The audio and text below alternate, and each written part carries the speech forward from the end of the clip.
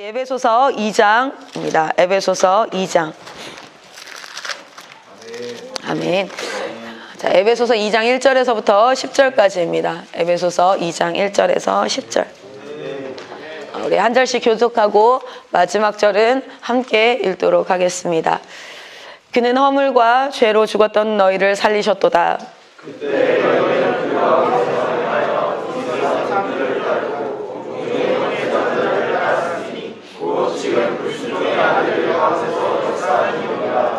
전에는 우리도 다 그 가운데서 우리 육체의 욕심을 따라 지내며 육체와 마음에 원하는 것을 하여 다른 이들과 같이 본질상 진노의 자녀이었더니 그들이 구성하신 하나님이 우리를 사랑하신 그 생사하시니라. 허물로 죽은 우리를 그리스도와 함께 살리셨고 너희는 은혜로 구원을 받은 것이라. 너와 함께 일으키사 그리스도 예수 안에서 함께 하느라 하시니 이는 그리스도 예수 안에서 우리에게 자비하심으로써 그 은혜의 지극히 풍성함을 오는 여러 세대에 나타내려 하심이라. 너희는 그 은혜에 대하여 믿음으로 말미암아 구원을 받았으니 이것은 너희에게서 난 것이 아니요 하나님의 선물이라. 행위에서 난 것이 아니니 이는 누구든지 자랑하지 못하게 함이라. 우리는 그가 만드신 바라 그리스도 예수 안에서 선한 일을 위하여 지으심을 받은 자니 이 일은 하나님이 전에 예비하사 우리로 그 가운데서 행하게 하려 하심이니라. 아멘. 아멘. 우리 하나님께서는 참 보시면 하나님은 먼저 말씀하세요. 하나님께서 교육하시는 방식이 있어요. 어떤 교육 방식이냐면 이런 거 있죠. 실제로 우리가 교육을 해야겠다, 어떻게 가르쳐 줘야겠다라는 걸 잘 모르면, 자 봅시다. 여러분의 어머니 아버지는 부모 학교라는 것, 아이를 어떻게 키워야 되는지 이런 것들을 공부하고 부모가 됐을까요? 아니면 공부하지 않고 부모가 됐을까요? 대다수는 공부하지 않고 부모가 됐어요. 여러분도 아마 동일할 거예요. 상엽이가 결혼을 해서 상엽이랑 똑 닮은 아들을 낳는다. 와, 엄청 귀엽겠죠, 그렇죠? 아침에 일어나면 똑같이 저렇게 머리가 더벅더벅하고 이렇게 너무너무 귀엽겠죠. 지호가 그렇게 아이를 낳는다라고 생각해 보면 지금 대한민국에는 자녀를 낳는 부모 세대의 프로세스가 어떻게 되냐면 대학을 졸업하고 한 번 연애해서 결혼한 사람도 있고 몇 차례 연애를 해요. 직장을 다니다가 준비를 합니다. 집도 있어야 되고 뭐 싱크대도 있어야 되고 뭐 가구도 있어야 되고 식탁도 있어야 되고 막 이런 것들을 준비를 해요. 그리고 나서 이제 결혼을 약속하고 결혼을 해요.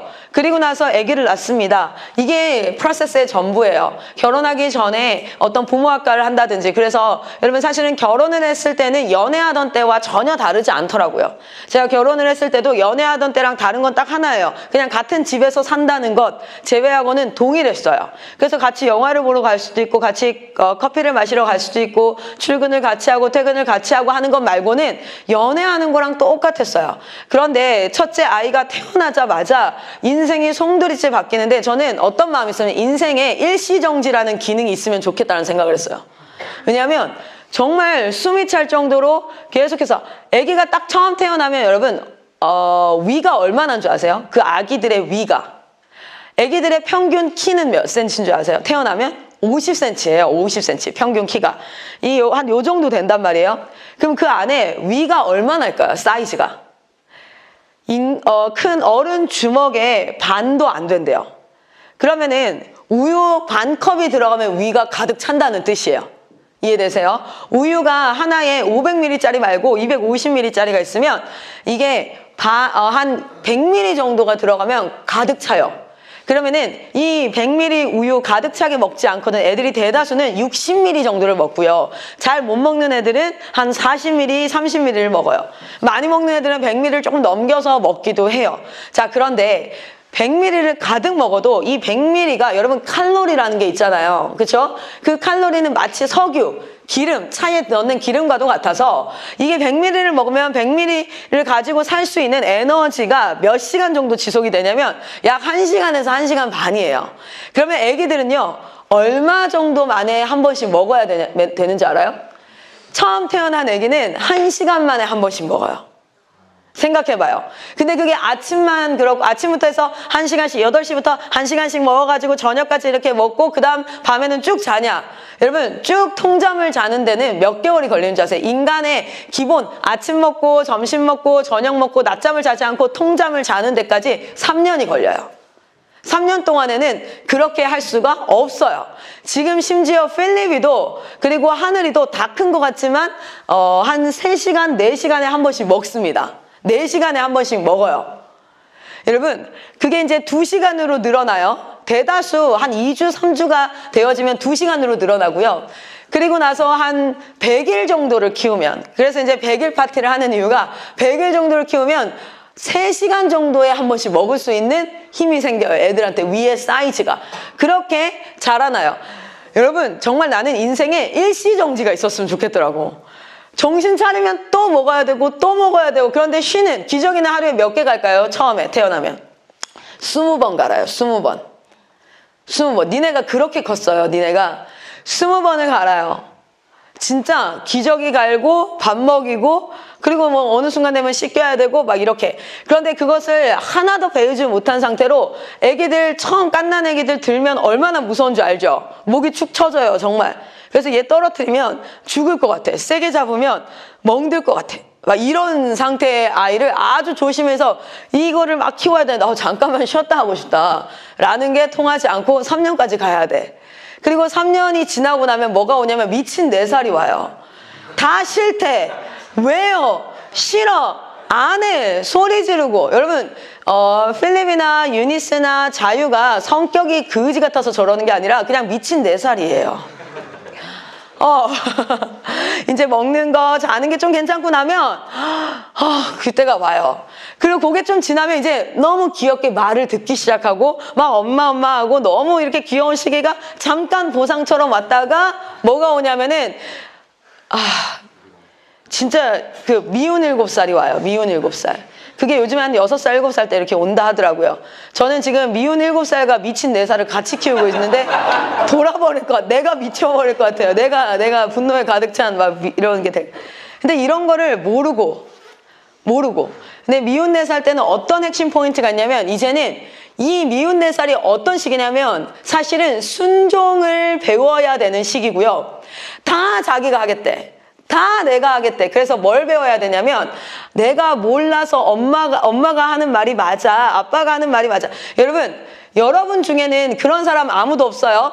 그냥 여러분 우리는 이 위에서 물건을 딱 놓으면은 바닥으로 떨어진다라는 그것은 만유인력이야 라고 굳이 과학적 용어로 나타내지 않아도 여러분 이과 안 나와도 그거 안 배워도 인생을 살았던 할머니, 할아버지 고등학교 안 나오고 초등학교 졸업도 안 해도 모든 사람들이 인생을 좀 살았던 사람 그거 알죠? 여러분 미친 4살은 그걸 몰라요. 그걸 몰라요. 위에서 떨어지면 자기가 위에서 되게 높은 데서 떨어지면 다칠 거야 이런 것들을 하나도 몰라. 이제 아무것도 모르는 나띵 상태에서 하나하나 배워가야 돼요. 그래서 제일 먼저는 칼을 이렇게 잡는다니까. 정말 무서움이 없어요. 뜨거운 물에 자기 손을 넣어요. 저번에 진짜 그래서 여러분 아시죠? 정수기에 뜨거운 물 나오는 정수기에 얘가 이거 이렇게 열어가지고 화상 입었잖아. 이런 걸 아무것도 몰라. 그래서 그때는 뭐냐면 이제부터는 가르치기 시작해야 돼요. 그걸 우리는 훈육이라고 얘기를 해요. 그래서 훈육을 한다는 건 맴매하고 떼찌떼찌하고 막 처벌을 한다는 게 아니라 이게 위험한 거야. 이렇게 하면 이런 원리가 있어. 자연의 원리라는 게 높은 데서 떨어지면 다리가 나가요. 그리고 막 매운 거 막 아무거나 다 주워 먹고. 여러분 아세요? 저희 집에 바닥이 엄청 장판이 사이가 넓어요. 그 사이사이에 시멘트 돌가루가 있는데 필립이랑 성도랑 둘이 앉아서 그거 주워 먹고 있잖아요. 얼마나 나중에 배가 아프겠어요. 여러분 그거 주워 먹으면 나중에 맹장 터져요. 몸에 있는 돌 같은 것들 그런 이물질들이 어디에 쌓여요? 이렇게 쭉 내려가다가 맹장에 쌓이잖아요. 그래서 여러분 맹장 수술한 사람들 잘 보면은 뭐 많이 주워 먹은 애들이야. 많이 주워 먹었을 거야. 여기 많이 쌓이거든요. 그러니까 그런 것들을 이제 하나하나 알려줘야 되는데 얘는 뭐 어떤 식이야? 싫어요. 내가 하고 싶은 대로 할 거라고. 막 이런 나이에요. 어떤 나이냐면 자기가 엘리베이터를 누르고 싶어. 그 마음을 가지고 있었었는데 아무에게도 말하진 않았어. 그래서 엘리베이터를 탔어. 근데 엄마가 눌렀어. 왜냐면 애보다는 엄마가 빠르니까. 그러면 그때부터 들어 누워가지고 내가 누를 건데 엄마가 눌렀다고 난리를 치는 거예요. 주변을 신경 쓰지 않아요. 어떤 사람들이 이렇게 쳐다보는 걸 전혀 신경 쓰지 않아요. 뭐 이런. 근데 그런 시기가 온다는 걸 부모님들은 전혀 모르고 있으니까 어떤 생각이 드냐면 우리 애가 미친 것 같다. 우리 애가 너무 내가 잘못 키운 것 같다. 막 이렇게 되거든요. 그러다 보니까 훈육을 어떻게 해야 될지, 어떻게 가르쳐야 될지를 몰라서 이렇게 하기 시작하는 거야. 그냥 드립다 혼을 낸다든지. 아예 걔를 모른 척하고 혼을 아예 안 낸다든지, 아니면 어떤 날은 혼냈다가 어떤 날은 안 냈다가 어떤 날은 짜증을 냈다가 어떤 날은 엄마가 같이 울어. 막 이렇게 되는 거예요. 그런데 여러분, 우리는 배우지 않았지만 배웠어요. 우리는 하나님의 형상대로 지음 받았고, 할렐루야. 그리고 우리가 성경 안에 하나님께서 자신의 백성을 가르쳐 온 모습을 보면 우리는 부모로서 어떻게 해야 되는지를 알 수 있어요. 여러분 잘 보세요. 우리 하나님은 이렇게 하지 않았어. 저희 부모님은, 여러분의 부모님은 아마 예수를 잘 믿고 이래서 안 그랬겠지만, 저희 부모님은 어땠냐면 그냥 잘 이렇게 미리 가르쳐 주질 않아. 뭘 생활하다가 뭐가 좀 아니다 싶으면 야 하면서 엄청 혼을 내. 그래서 어떤 때는 뭐 때문에 혼나는지도 모르겠는데 그냥 막 혼이 나. 그냥 그렇게. 그러다가 또 이제 동생이랑 이렇게 티격태격 좀 할 수 있잖아요. 그러면 엄청 혼이 나, 어떤 날은. 근데 우리가 왜 티격태격 했는지는 묻지 않아요. 왜 지금 이런 상황이 됐는지는 묻지 않아요. 그냥 혼나는 거 조용히 하라고, 동생한테 무조건 양보하라고, 이 새끼가 잘못했는데 막 혼자 이런 생각 들게끔 묻지 않아요. 그냥 갑자기 막 혼이 나요. 그러니까 제가 어떤 게 됐냐면, 저는 굉장히 밝은 성격이고 적극적인 성격이었는데 어느 순간 어떻게 됐냐면 무슨 행동할 때 눈치가 보이는 거예요. 그리고 엄마 아빠가 기분이 좋은가 안 좋은가를 내가 눈치를 보게 되는 거예요. 아주 자연스럽게. 그런데 하나님께서 당신의 백성을 인도해 오신 방법이 있어요. 하나님께서 당신의 백성을 인도해 오신 방법은 갑자기 생활하다가 야! 이렇게 하면은 자기가 물 먹은 거 잘못한 것 같다고. 갑자기 혼내. 그래서 기준을 가르쳐 줘야 되거든요. 이거는 되고 저거는 안 되고를 스스로 판단할 수 있게 가르쳐 줘야 돼요. 스스로 판단할 수 있으려면 정확한 기준을 가르쳐야 돼. 그러니까 오늘 내가 친구랑 싸워서 혼이 나는 게 아니라 무엇을 가르쳐야 되냐면, 우리는 원래 안에 죄가 있어서 이기적이야. 그래서 우리는 어떻게 살아야 돼? 어른이 된다는 건 이타적으로 살아간다는 거야. 이타적. 이기적이라는 건 나만 생각하고 하는 행동인데, 우리는 성장하면서 뭘 배워야 되냐면 이타적인 걸 배워야 돼. 내가 이웃을 사랑하고 섬길 수 있는. 그래서 여러분, 장난감을 뺏는 거, 누군가와 막 이렇게 누군가를 말로 상처를 주는 것, 뭐 이런 것들을 다 했을 때 싸우면 안 돼, 말싸움하면 안 돼, 때리면 안 돼, 장난감 배우면 안 돼, 뺏으면 안 돼라는 단편적인 이거 하면 안 돼, 안 돼, 안 돼, 안 돼, 안 돼가 아니라 기준을 가지는 거야. 이기적이야, 우린. 그런데 이타적으로 돼야 돼. 이타적으로. 그거는 뭐 안 돼도 포함되지만 이것을 해야지라는 기준이 있는 사람은 더 적극적인 부분들, 이건 이렇게 해야 되는 거야, 저건 저렇게 해야 되는 거야. 그러니까 뭐냐면 수학의 공식을 이해하고 있는 사람과 그 문제만 풀 수 있는 사람이 있어요. 그래서 문제만 바뀌면 어떻게 되는 거예요? 틀려요. 근데 원리를 이해하고 있는 사람과 각 문제를 풀어내는 사람은 달라요. 그리스도인은 원리를 알아야 돼요. 그런데 그 원리를 가르치는 방법은 그냥 상황마다 혼내면 누가 원리를 알고 있어요? 선생님만, 부모만 알고 있어요. 그래서 애는 판단을 못하고 누군가의 눈치만 봐야 되는 존재가 되는 거예요. 여러분, 어떤 일이든지 간에 원리를 파악하셔야 돼요. 지금 저 선교사님이 왜 나에게 혼을 내는 거지? 이 행동 때문이 아니에요. 어떠한 원리 안에서 나오는 거예요. 그러면 그 원리를 알고 있으면 다양하게 판단하고 생각할 수 있게 되는 거예요. 할렐루야. 여러분, 하나님께서는 어떻게 우리를 가르치셨냐면, 그래서 항상 먼저 말씀을 하셨어요. 먼저 말씀하시고, 하나님은 충분히 그 다음 일이 어떤 일이 있을지를 예상할 수 있어요. 어른이 되면 우리는 예상이라는 거 할 수 있어요. 뭐냐면, 여러분들도 당장 밖에 눈이 펄펄 와. 그럼 밖에 외출을 해야 돼. 그러면 신발을 신을 때 어제 사놓은 하얀색 새 운동화를 신을까요? 아니면은 그 하얀색 운동화를 사기 전까지 신었던 옛날 운동화를 신을까요? 왜요?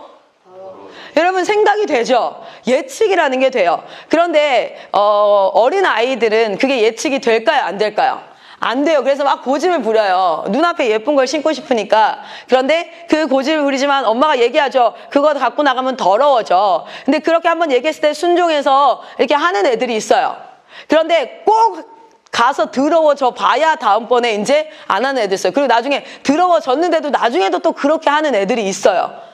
그래서 항상 더러운 신발을 신고 다니는 아이들이 있어요.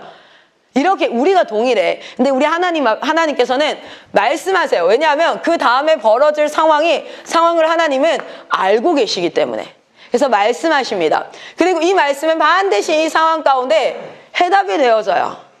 하나님의 선한 일을 향한 해답이 되어져요. 그런데 그 상황에 우리는 불순종하는 사람과, 그래서 그 하나님의 말씀을 기억하지 않거나 아니면은 잊어버린 척하거나 아예 불순종을 하거나 그 앞에 순종하는 것으로 자라납니다.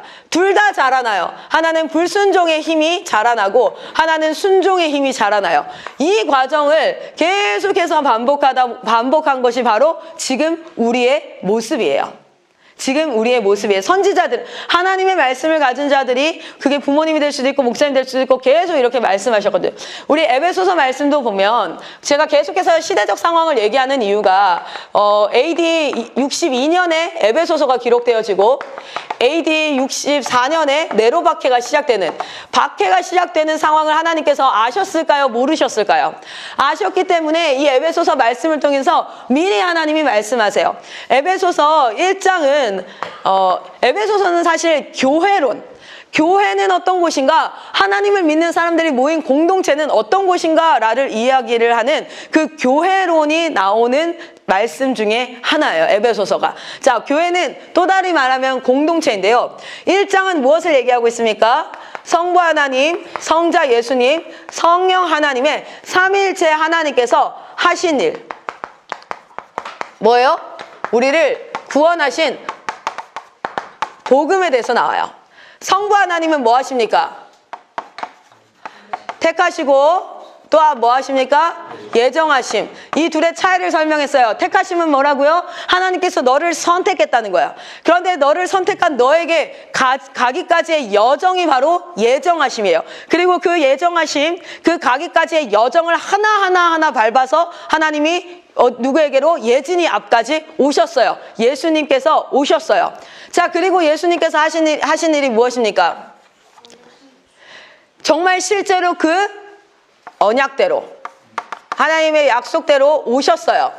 그리고 뭐 하셨어요? 속량하셨죠. 대속하셨죠. 실제로 예진이의 값어치를 지불해버려요. 온 세상 가운데 선포해요. 예진이는 니네가 말하는 외모, 지식 수준, 돈, 그리고 그 성격, 이런 거 가지고 판단되어지는 그 수준의 등급, 너희가 말하는 그게 아니라 예진이는 내 아들을 죽인 그 값어치야 라고 말하시는 거예요. 할렐루야. 그렇게 속량하시고, 세 번째, 성령께서 하시는 게 뭐였어요? 성령께서 들은 말씀이 뭐 되어지도록, 그 진리의 말씀이 믿어지도록 믿음을 주시고, 그리고 뭐 하셨습니까? 인치셨어요. 이 성령께서 오래 참으심으로 우리를 인도하시는 줄 믿습니다.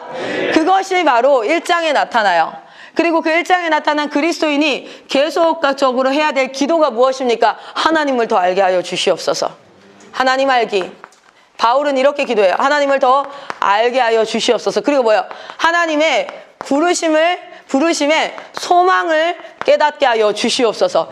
부르심만, 하나님이 너 이런 일 시키려고 불렀어, 너는 의사로서, 너는 뭐로서, 그게 아니라 어떤 일을 하든지 모든 사람에게는 부르심이 있어요. 그래서 저는요, 여러분 모임 뒤에 가서 예배 드릴 때, 기도할 때 어떤 기도를 하냐면, 하나님 이 아이의 이름을 직접 불러주세요. 제가 그 기도를 해요. 하나님 이 아이의 이름을 불러주세요. 첫 번째는 구원으로의 부르심, 그가 하나님 앞에 믿음으로. 두 번째는 먼저 하세요. 소명으로의 부르심, 그가 이 땅 가운데 어떤 선한 일을 하며 살아가야 될지를 깨닫게 하여 주시옵소서. 할렐루야. 부르심의 소망, 하나님의 기업이 얼마나 큰지, 하나님의 능력이 얼마나 큰지가 깨달아지게 하여 주시옵소서. 이게 바울이 에베소 교회 공동체를 향해서 외쳤던 기도였어요. 무엇이냐면, 그 다음 2장, 오늘 말씀이 무엇입니까? 그리스도인이에요. 너희가 누구냐면, 이 박해를 받을 이 사람들에게 교회는, 여러분 1장은 마지막이 뭘로 끝납니까? 이 삼위일체 하나님이 하신 일을 믿는 믿음으로 충만하게 되어진 곳이 어디이다? 교회이다 라고 끝이 나요. 자, 여기에 속한 너는 누구냐면, 오늘 그게 2장 1절부터 시작되는 겁니다. 자, 2장 1절부터 한번 가보겠습니다. 2장 1절 같이 한번 읽겠습니다.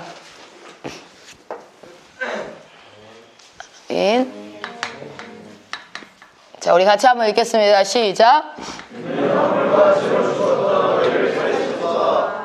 아멘. 우리는 어떤 존재였냐면 우리는 죄인이었다라고 표현하고 있는 거야. 허물과 죄로 죽었다는 건 우리의 잘못된 행동 때문에 죽어있던 자였다라는 거야. 우리의 잘못 때문에 우리의 원죄로 말미암아 우리는 영적으로 죽어있는 존재였다라는 거야. 그때 너희는 그 죽어있을 때 우리가 어떤 모습이었냐면 한번 2절부터 읽어볼까요? 2절 3절이 너희가 죽었을 때 바로 이런 모습이었어. 그런데 만약에 이걸 읽으면서 이게 지금의 나야 라고 하신다면 여러분은 하나님 앞에 하나님 내 이름을 불러 주시옵소서 하셔야 돼요. 그런데 이게 지금의 나야 라고 깨달아지는 사람은 사실은 이미 구원받은 사람이에요. 왠지 아십니까? 죽어있는 사람은 하나님의 말씀을 들어도 전혀 반응하지 않아요. 죽어있는 사람은 그걸 읽으면서 이게 내 모습이 이렇게 생각되지 않아요. 그럼 그런가 보다. 그냥 이게 글로 이해돼요. 그러나 여러분이 이 글을 읽으면서 난데 라는 이 마음이 그렇구나 이게 아니라 좀 마음에 이거 내 모습인데 하면 여러분은 구원받았으나 죄의 영향력 아래에 있는 사람이에요. 구원받았으나 죄의 영향력 아래. 자, 2장 2절에서부터 3절까지 같이 한번 읽어보겠습니다. 시작. 그때 너희는 그 가운데에서 행하여 이 세상 풍조를 따르고 공중권세 잡은 자를 따랐으니 곧 지금의 불순종의 아들들을 가운데 역사하는 영이라. 전에는 우리도 다 그 가운데서 우리 육체의 욕심을 따라 지내며 육체와 마음에 원하는 것을 하여 다른 이들과 같이 본질상 진노의 자녀이었더니. 아멘. 우리가 어떤 존재였냐면 첫 번째 우리 2절에 이렇게 얘기합니다. 세상의 풍조를 따랐다. 세상의 풍조를 따르고 공중권세의 잡은 자를 따랐다. 그러니까 우리가 하나님의 말씀을 따르지 아니하는 거. 우리 이런 거 알아요? 집합. 이거 알죠? 근데 우리 여집합 개념 알죠? 오케이? 그럼 뭐냐면 우리가 하나님의 말씀을 따르지 않는 것. 이것이 다 뭐냐면 세상의 풍조를 따르고 공중권세 잡은 자를 따르는 것. 그래서 우리는 이런 것들을 따라갔어요. 그리스도인들이고 내가 구원받았음에도 불구하고 세상의 풍조를 따라가기가 쉽죠. 그래서 말씀으로 분별하는 것이 참 필요합니다. 왜냐하면 제가 우리 아들한테 이제 말씀을 가르칠 때 이게 지난주에 아들한테 얘기했던 말씀인 것 같아요. 뭘 얘기했냐면 이렇게 얘기했어요. 엄마 거짓말하면 천국에 못 들어가요. 저한테 확신에 차서 얘기하더라고요. 엄마 거짓말하면 천국에 못 들어가요. 그렇게 나는 생각해요. 그러니까 이제 제가 그래서 어떤 얘기를 했냐면 필승아, 천국은 예수님을 믿는 자, 구체적으로 말하면 예수님이 내 죄를 위해서 죽었다. 그리고 예수님의 의로, 그러니까 나는 예수님의 백으로 어디 간다? 천국 간다. 의로움을 선물 받았다. 이 이중전과 두 가지를 믿는 자는, 그리고 네가 이제 나이가 들면 이게 더 깊이 깨달아질 거야. 믿는 자는 무조건 천국을 가. 이게 완전한 구원이야. 천국 가. 근데 그럼 왜 거짓말하면 안 돼요? 이러는 거야. 얘 거짓말이 하고 싶은가 봐요. 왜 거짓말하면 안 돼요? 이러는 거예요. 근데 뭐라서 이렇게 했어요. 필승아, 축구 경기에는 규칙이라는 게 있어. 얘는 근데 축구 경기를 몰라요. 사실은 축구를 봐긴 했지만 어떤 규칙이 있냐면 절대 손으로 잡으면 안 돼.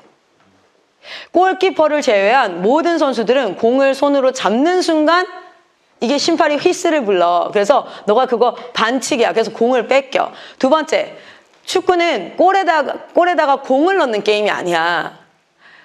골에다가 공을 넣는 게 아니라 남의 골에다가 공을 넣는 게임이야.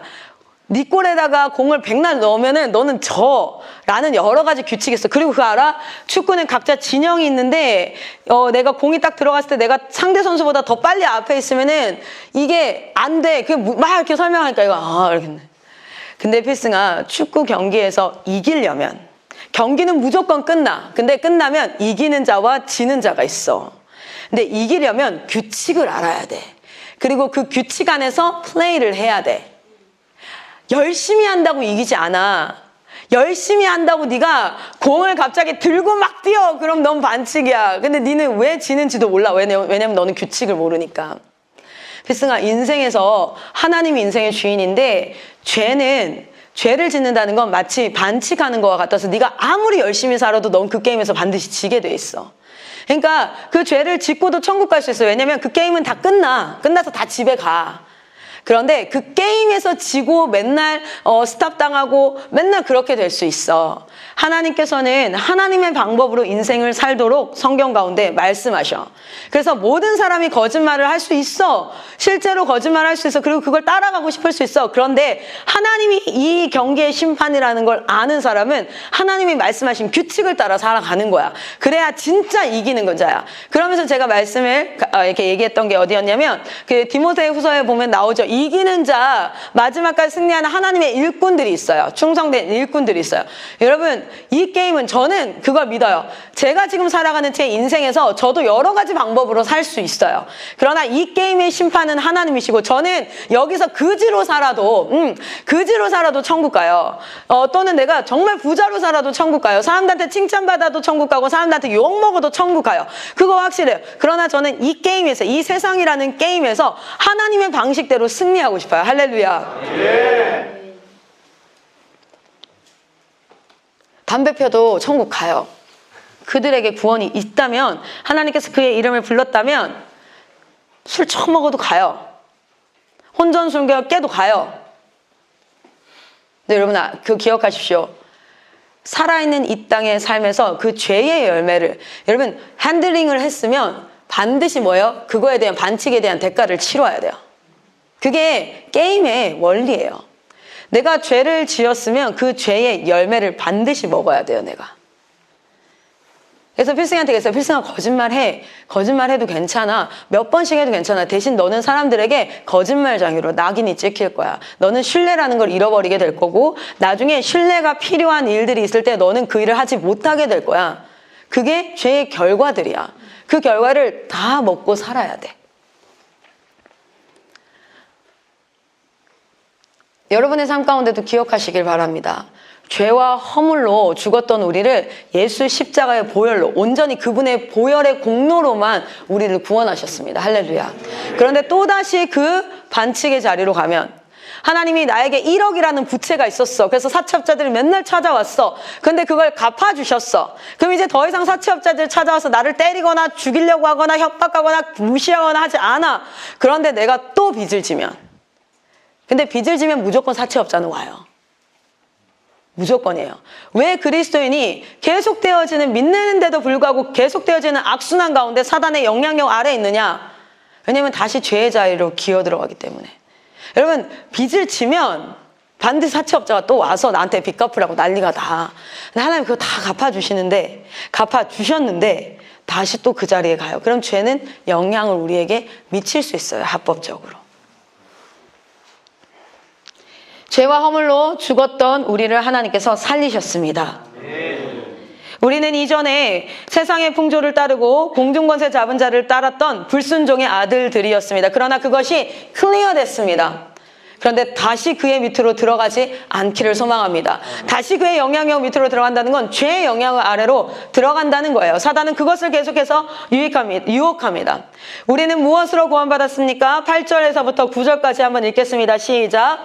너희는 그 은혜에 의하여 믿음으로 말미암아 구원을 받았으니 이것은 너희에게서 난 것이 아니요 하나님의 선물이라. 행위에서 난 것이 아니니 이는 누구든지 자랑하지 못하게 함이라. 아멘. 여러분이 더 잘 살고 못 살고 거짓말을 하고 안 하고 규칙을 잘 지키고 안 지키고 이것은 그냥 그 열매를 먹고 안 먹고예요.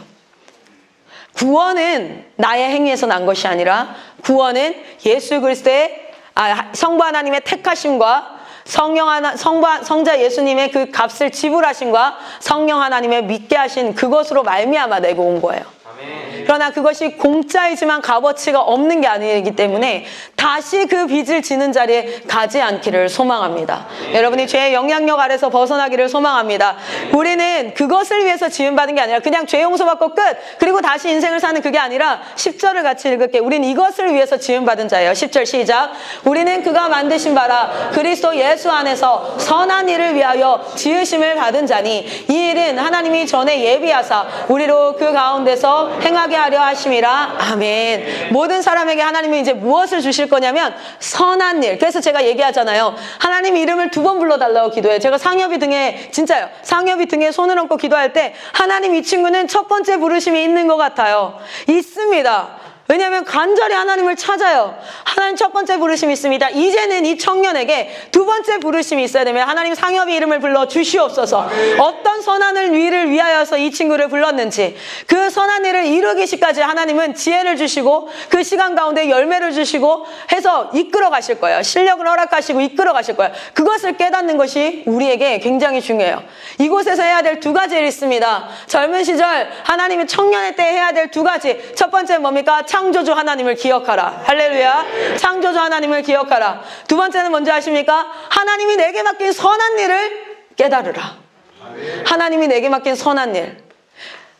그것이 무엇일까? 어떤 자에게는 야, 법 안에서 맨날 억울하게 당하는 가난한 사람들이 있어. 돈 있는 놈들은 변호사 10명씩 사가지고 다 빠져나가는데 돈 없는 사람들은 뭐 하나 훔친 것 때문에 3년, 5년, 10년씩을 살아. 그들의 억울함을 풀어주고 그들의 신원함을 풀어주고 그렇게 올바른 재판장이 되어라 라고 부르시는 사람이 있는가 하면, 또 어떤 사람에게는 맛있는 음식을 통해서 사람들을 위로하고 그들을 배부르게 하고 행복하게 하는 그런 일들로 부르시는 착한 식당을 운영하는 그런 선한 식당을 운영하는 그런 사람이 있는가 하면, 어떤 사람은 어떤 아이의 3살부터 7살까지 그 어린 아이의 시기에 꼭 배워야 될 것들을 가르치고 부모가 일하느라 나가서 부모가 가르쳐야 되고 줘야 될 사랑을 대신해서 전달하고 사랑하는 그 일로 부르시는 사람이 있을 거고, 하나님은 여러분의 삶 가운데 선한 일로 부르세요. 할렐루야. 전 여러분이 멋진 아줌마가 됐으면 좋겠어요. 진짜 멋진 아저씨가 됐으면 좋겠어요. 난 여러분을 향해서 이 땅에서 예수 믿는 아줌마는 이래야 돼. 예수 믿는 할머니는 이런 모습이야. 예수 믿는 대학생은 이런 모습이야. 그게 바로 뭐냐면 하나님의 아들들이 나타났도다. 할렐루야. 여러분 보십시다. 공동체, 이 고난을 뚫어가야 되는 공동체를 향해서 하나님은 복음을 가르치셨습니다. 이 복음에 확신에 거해라. 이게 흔들리지 말아라. 이 삼위일체 하나님은 여전히 능력의 하나님이시오. 여전히 여러분을 향한 소망을 외치고 계신 하나님이라는 걸 그들에게 가르칩니다. 그리고 뭐합니까? 그 복음을 아는 너는, 그리스도인은 어떤 자냐면 이런 자야 라고 가르쳐요. 오늘 뭐예요? 죄인이었던 자야. 그러니까 서로를 정죄하지 말라고. 서로를 정죄하고 이렇다 저렇다 그렇게 하지 말라고. 우린 모두 죄인이었다고. 그런데 우리는 어떻게? 은혜로 구원받았다고. 할렐루야. 우리는 은혜로 구원받았습니다. 그런데 우리가 깨달아야 될 것은, 우리가 지금 은혜로 구원받고 딱 죽은 게 아니잖아. 다 천국 간 게 아니잖아요. 지금 이 땅을 살아요. 지금부터 하나님은 뭐 하는 줄 아세요? 하나님 나라의 입주 준비를 시키는 거예요. 여러분, 지금 우리는 뭘 따라서 습관적으로 살았어요? 세상의 풍조를 따라서 습관적으로 살았어. 그건 습관의 힘은 진짜 무서워요. 계속해서 그 일을 하게 해요. 근데 하나님 이제부터 뭘 시작하십니까? 넌 천국에 들어올 건데 그 천국에 들어오는 기간이 어떤 사람은 30년 뒤, 어떤 사람은 1년 뒤. 이 안에 있는 사람도 남은 수명을 알아요, 몰라요? 아무도 몰라요. 1년 뒤, 2년 뒤, 5년 뒤, 10년 뒤, 30년 뒤, 50년 뒤도 있을 수 있어. 그렇죠? 그런데 그 기간은 왜 주어진 것입니까? 이제 하나님의 섭리가 나의 습관이 되도록. 이치에 맞는 행동을 하지 마세요. 그리고 나는 그렇게 할 수밖에 없었어 라고 핑계대지 마세요. 상황상 걔가 나한테 그렇게 행동했어, 그래서 나는 이렇게 행동했을 수밖에 없었어 라고 하지 마세요. 그건 핑계가 될 수 없어요. 하나님이라면 어떻게 하실까? 영적 능력 있고 말씀을 잘 선포해서 사람이 변하지 않아요. 예배 때 뜨거워요. 내가 그거 수도 없이 경험했어. 예배 때 뜨거운데 왜 저들은 돔스만 가면 저렇게 싸우고 앞과 뒤가 다를까? 왜 우리 학교 졸업생들이, 정말 많은 멋진 졸업생들이 있어요. 그러나 왜 또 많은 사람들이 졸업하고 나서 모습이 다를까? IM 안에 있을 때와 밖에 있을 때가 왜 다를까? 정말 처절하게 고민했어요. 내 사역을 후회하면서. 근데 제가 비결을 발견했어요. 이건 정말 땅에 묻힌 보화를 발견하고 집 팔고 냉장고 팔고 다 팔아가지고 그 땅 사는 사람의 마음이에요. 여러분, 성령의 센터, 말씀이 CPR 센터, 성령의 센터, 기도공장, 성령공장 막 이렇게 얘기했잖아요. 그거 은사가 아니에요. 최고의 은사는 사랑이에요. 할렐루야. 우리 안에 뜨겁게 사랑하여서 내가 이 사람을 품을 수 있을 때, 내가 이것을 뛰어넘었을 때 하나님의 은사가 부어져요. 할렐루야. 그것은 손을 얹으면 갑자기 막 애가 질병이 낫고 이게 아니에요. 이 공동체 안에 들어오고 싶어.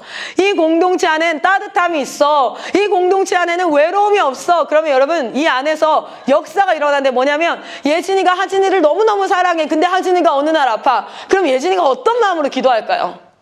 하나님 살려주세요. 하나님 살려주세요. 그 가운데 역사가 일어나요. 그 간절함 가운데 역사가 일어나요. 누가 간절할 수 있습니까? 제가 아까 예배 초반에 이런 얘기를 했어요. 나는 10대 때 나라와 민족을 위해서 기도하라 그러면 난 간절함이 없었다고. 마음에 와닿지 않았어요. 막 눈물이 나지 않았다니까. 뭐 나라와 민족은 개뿔. 일단 우리 집이라도 좀 제대로 됐으면 좋겠고, 씨발. 나라와 민족은 어디 있는 거야 대체? 나라는 누구고 민족은 누구야? 이랬다고요. 왜냐하면 난 그 실체를 사랑하지 못했기 때문에 그런 거예요. 여러분들이 기도할 때 그게 간절함이, 언제 간절함이 나오냐면, 여러분 부모님이 오늘 암에 걸려서 수술실에 들어가서 깔딱깔딱 할 때 엄청난 간절함이 일어나요. 얼마 전에 우리 졸업생 중에 한 명이 생식기 암이라고 연락이 왔어요. 지금 항암 치료 기다리고 있다는데, 걔 21살이야. 한주가 21살 맞죠? 정말 22살. 많이 먹었네. 22살. 그래서 정말 난 믿기지가 않아서 전화했어요.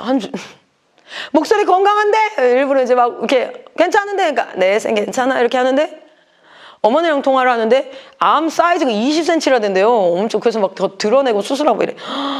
얼마나 간절하게 기도가 되는데요. 사랑할 때. 공동체의 힘은 사랑이에요. 공동체의 힘은 실력과 능력과 기도를 몇 시간 하느냐를 떠나서 사랑입니다. 할렐루야. 우리 안에 사랑이 가득하기를 소망합니다. 오늘도 사랑할 수 있는 기회의 삶을 주셨습니다. 여러분, 우리 사랑하며 살아갑시다. 할렐루야. 정말 미워하는 사람 있으면 손 달라고 하세요. 손 줘봐요. 이렇게 한번 하셔요. 그렇다고 해서 제가 제이코쌤을 되게 미워한다는 건 아니에요. 자, 봅시다. 우리 그리스도인들, 우리는 죄와 허물로 죽었던 죄인이었으나 그것을 계속 따라가려는 습관이 있으나 우리 안에 믿음으로 은혜로 말미암아 구원받은 우리는 이제 하나님의 새로운 생활 방식의 규칙을 배워야 돼요. 에베소서 4장부터 뭐가 나오나요? 새 사람이라고 써 있어요. 새 사람. 새 사람은 이렇게 살아야 돼. 3장까지 복음이 좀 더 이어져 갑니다. 그러나 4장에부터 보면은 4장 17절에 옛사람과 새사람, 25절 위에는 하나님을 본받는 생활, 뭐 이런 것들이 쭉쭉쭉쭉 써 있어요. 그게 뭐냐면, 이제 그리스도인은 죄인이었기 때문에 너희는 습관 자체가 뭘 따라요? 세상의 풍조를 따라. 그게 내가 구원받지 않은 증거가 아니라 그렇게 돼. 그래서 이제 새로운 규칙을 배우자. 새로운 하나님 나라의 섭리와 법칙을 배우자. 할렐루야. 그것을 배워가는 게 우리의 힘인 줄 믿습니다. 그러나 그 안에서는 정죄함, 너 잘 못하네, 넌 잘하네가 아니라 사랑으로 같이 가자. 같이 하자. 같이 가자. 할렐루야. 우리 시간 마치도록 하겠습니다. 기도하겠습니다. 하나님, 우리를 한 교회로 불러주시니 감사합니다. 우리에게 지혜와 계시의 영을 주사 하나님을 알게 하여 주시옵소서. 하나님, 우리 공동체의 마음의 눈을 밝혀서 하나님의 부르심의 소망과 기업의 영광의 풍성함을 깨닫게 하여 주시옵소서. 하나님, 우리가 삶을 살아가며 만나는 모든 상황과 환경 가운데 믿음을 통하여서 하나님의 능력과 하나님의 위력이, 하나님의 힘의 위력이 얼마나 지극히 크신지를 깨달아 알게 하여 주시옵소서. 오늘 했던 이 바울의 기도가 우리 모든 공동체의 소속 하나님의 백성들에게 임하기를 간절히 소망합니다. 오늘 하루도 주님 앞에 예배를 올려드립니다. 감사합니다. 거룩하신 예수 그리스도의 이름으로 기도드렸습니다. 아멘.